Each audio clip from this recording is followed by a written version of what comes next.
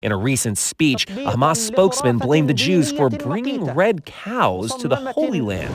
The cows he's talking about at a secure, undisclosed location are these, red heifers, to be precise. Some Jews and Christians believe they're the key to rebuilding the historic Jewish temple in Jerusalem and to beckoning the Messiah. To understand, you have to go back nearly 2,000 years when the ancient Romans destroyed the last temple in the city. To rebuild it, these believers point to the Bible's book of Numbers. It commands the Israelites to sacrifice a red heifer without defect or blemish, and that has never been under a yoke. Only then can the temple rise again. Caring for them on an Israeli settlement in the West Bank is Yitzhak Mamo. So we have here, after a long research, we find in Texas. In Texas? Yeah, Texas, United States of America. Texas Red Angus, flying them 7,000 miles to Israel. This is not a publicity stunt. What do you mean? Meaning, this is something you take very seriously. Harry Potter is a good story. The Bible is not story. The Bible is a way of God to lead us. A massive altar already awaits, where the heifers are to be burned. According to some believers, the ceremony needs to be performed right here on the Mount of Olives, looking directly into where the temple once stood. But something else now stands in its place. The Dome of the Rock and Al-Aqsa Mosque, among the holiest sites in Islam.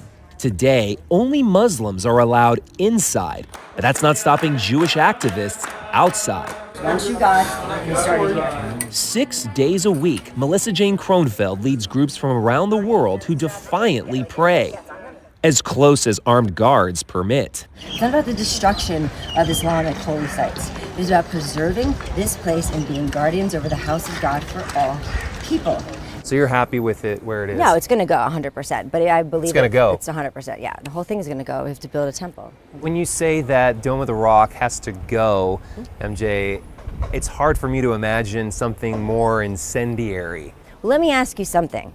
The Middle East seems pretty destabilized right now, and the war, if I'm not mistaken, is already here. To be clear, hers is a dream not shared by the Israeli government or by the vast majority of Israelis and Jews, but it's been enough to incite numerous Islamist groups. Hamas has dubbed its October 7 assault on Israel the Al-Aqsa Wave and has the Dome of the Rock on its emblem. But this is sacred ground to billions of Muslims globally, not just Hamas, stresses Imam Mustafa Abu Sway of Al-Aqsa Mosque. Al-Aqsa Mosque belongs to all Muslims. So you'll find reaction from Indonesia to Toronto to New York. That's really given. Al-Aqsa Mosque belongs to all Muslims, and the Muslims today are 2 billion people. Simply by performing these acts, are these Jewish activists kicking a hornet's nest? They are. A hornet's nest they're kicking all the way to Capitol Hill. So good to see you here in the nation's capital. Those sacred cows were showcased in Washington at a recent prayer gathering. Many evangelicals believe these red heifers will usher Christ's second coming. And we need the Messiah to come, right? So for me, the red heifer, it's red for the blood of Jesus Christ. Back in the West Bank, Mamo says the ceremony could take place any day.